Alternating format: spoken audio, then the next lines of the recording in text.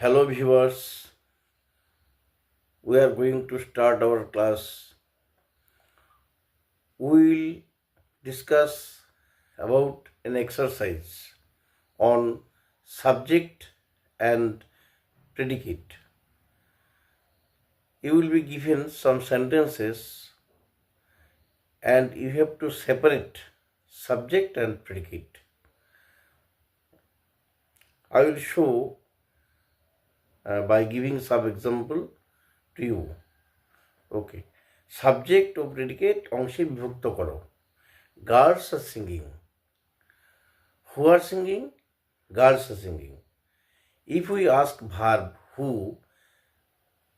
The answer will be subject. Girls are singing, বালিকারা গান গাইছে। কারা গাইছে? বালিকারা। এটা হচ্ছে সাবজেক্ট, আর সিঙ্গিং হচ্ছে predicate. Ram has slept. Ram ঘুমিয়েছে। কে ঘুমিয়েছে? রাম। রাম হচ্ছে সাবজেক্ট, হ্যাজ স্লিপড হচ্ছে প্রেডিকেট। Boys are reading. বালকেরা পড়ছে। তাহলে কারা পড়ছে? বালকেরা। বয়েজ হচ্ছে সাবজেক্ট, আর সিঙ্গিং হচ্ছে প্রেডিকেট। Cattle are grazing. গরুর দল চড়ছে। তো কাউজ, ক্যাটেল হচ্ছে সাবজেক্ট আর গ্রেজিং হচ্ছে predicate. I drink milk. I drink milk. Who drink milk? I. আর হচ্ছে সাবজেক্ট, আর ড্রিঙ্ক মিল্ক হচ্ছে predicate. They play football. Who play football? They. They হচ্ছে সাবজেক্ট, আর প্লে হচ্ছে ফুটবল। প্লে ফুটবল হচ্ছে প্রেডিকেট। We eat rice. আমরা ভাত খাই। তাহলে কারা খায়? আমরা। উই হচ্ছে সাবজেক্ট, ইট রাইস হচ্ছে predicate. Kamal my friend is a rich man. Kamal my friend is a rich man.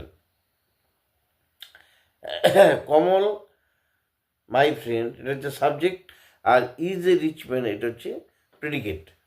They are farmers.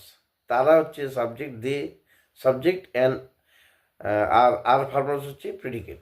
An old dog barks. একটি বুড়ো কুকুর ঘেউ ঘেউ করে।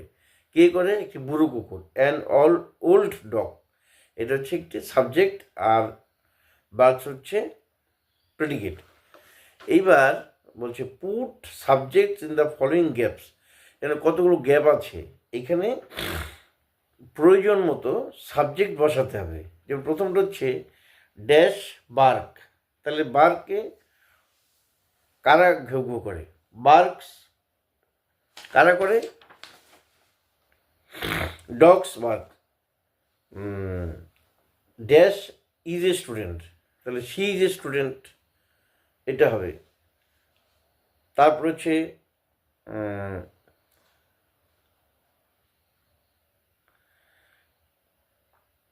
Faithful. Dash are faithful. We are faithful.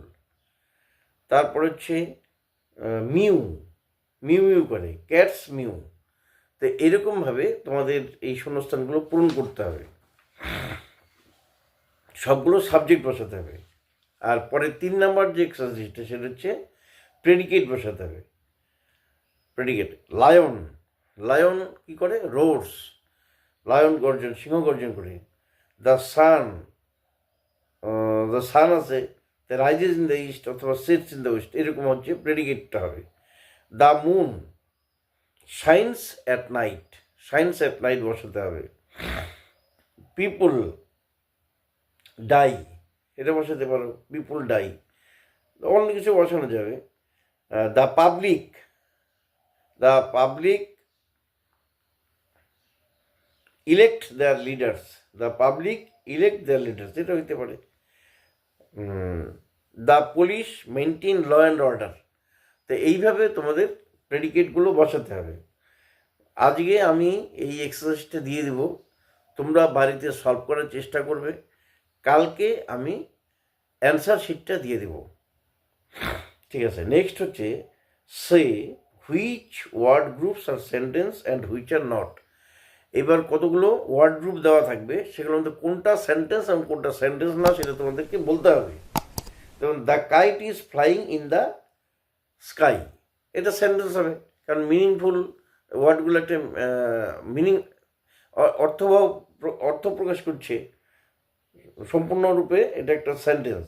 এই গার্ল অনিমা ইজ, এটা কিন্তু সেন্টেন্স নয়। Mister Mukherjee is a good physician, এটা সেন্টেন্স। টেস্ট সুইট সুগার, এটা কোনো মিনিংফুল সেন্টেন্স হলো না। উই লিভ ইন ইন্ডিয়া, এটা সেন্টেন্স।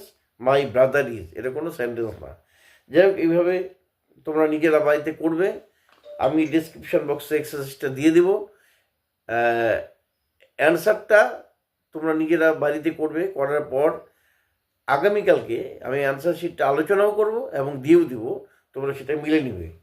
এইবার হচ্ছে নেক্সট 5 নম্বর exercise. Arrange the jumbled up words to make a sentence. এলোমেলো শব্দগুলোকে গুছিয়ে সেন্টেন্স তৈরি করতে হবে। Loves much mother me my, এটা কী হবে? My mother loves me much, এটা হচ্ছে sentence. Care take health of your, take care of your health. তারপর হচ্ছে ইজ দ্য অনেস্টি পলিসি, এটা কেমন হয়? Honesty is the best policy. এইভাবে can sister do his job the his sister can do the job. A him give rupee, give him a rupee. আর asked him I his about father, I asked him about his father। তাহলে এইভাবে আমি মোটামুটি বলে দিলাম, কিন্তু তোমরা বাড়িতে এটা প্র্যাকটিস করবে এবং রেডি করে রাখবে। আগামীকালকে আমি এক্সারসাইজটা অ্যান্সারটা দিয়ে দিব। যাই হোক, আজকে আর বিশেষ কিছু আলোচনা করব না, অনেক সময় হয়ে গেছে। Thank you.